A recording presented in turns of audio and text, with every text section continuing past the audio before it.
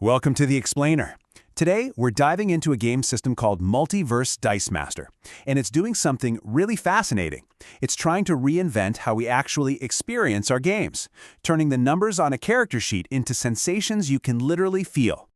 Okay, let's just jump right in with a pretty bold statement. For decades, the character sheets we've all been using are, well, they're incomplete. Sure, they tell you what your character can do, but they're missing something huge: how your character actually feels and senses the world around them. And that question, right there, is the entire heart of what Multiverse Dice Master, or MDM, is trying to solve. It's a whole system built to finally connect the stats on the page with the awesome, immersive story that's playing out in your head. Now, to really get what MDM is doing, we first have to talk about the problem it's trying to fix.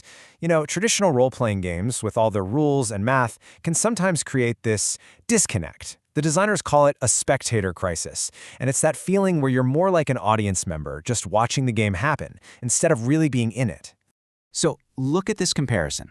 On the left, you've got the old way. Stats are just abstract numbers. The DM has to do all the work of interpreting them. And that leads to this thing called cognitive fatigue. You know that feeling, right? When you're so busy doing math, you forget to have fun.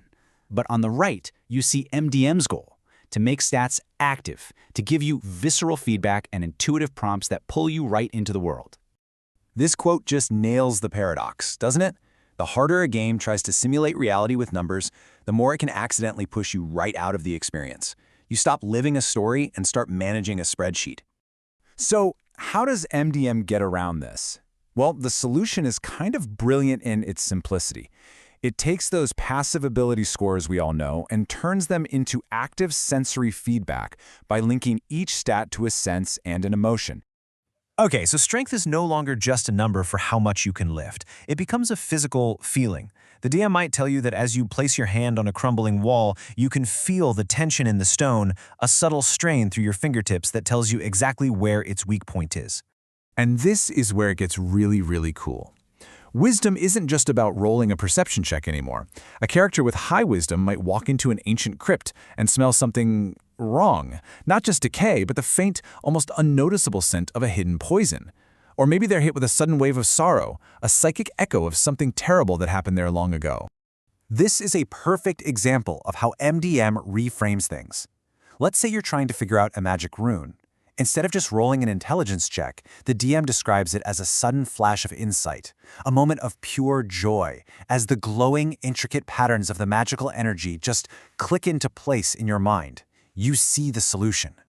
So the bottom line is your character sheet completely transforms.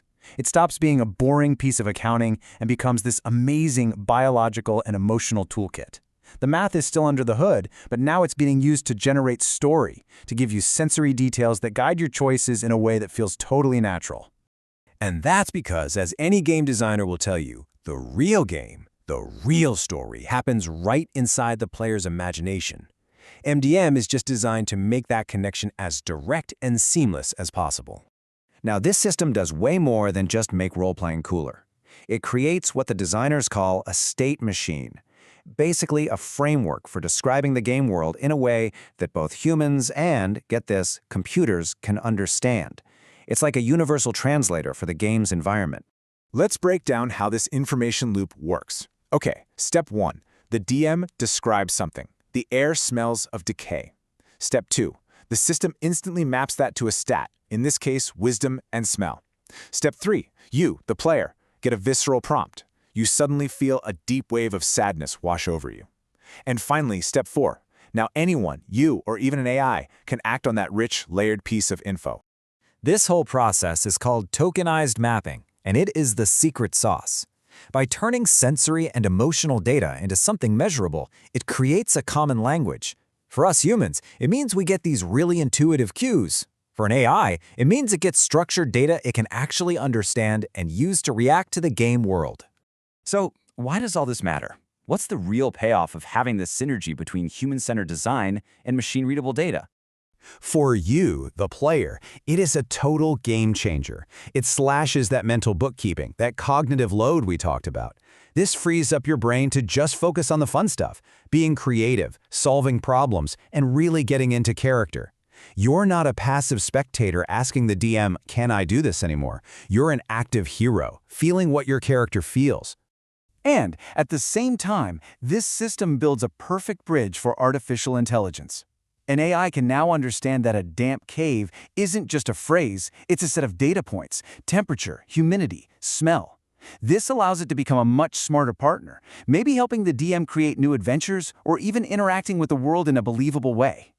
And that's really the magic of it all. It's this incredible bridge between human empathy and machine logic. It lets each side do what it does best, and the whole experience gets richer because of it. By solving for both player immersion and technical accessibility at the same time, systems like Multiverse Dice Master are really pointing toward a whole new future for how we design and play games. You know, this is so much more than just a new set of rules. It's a fundamental shift in thinking. It's about stopping treating a game like a collection of mechanics you have to manage and starting to treat it like a cohesive, multi-sensory journey you get to experience. Which leaves us with a pretty exciting question for the future, doesn't it? When our games can understand not just what we do, but how we feel, where will our stories go next?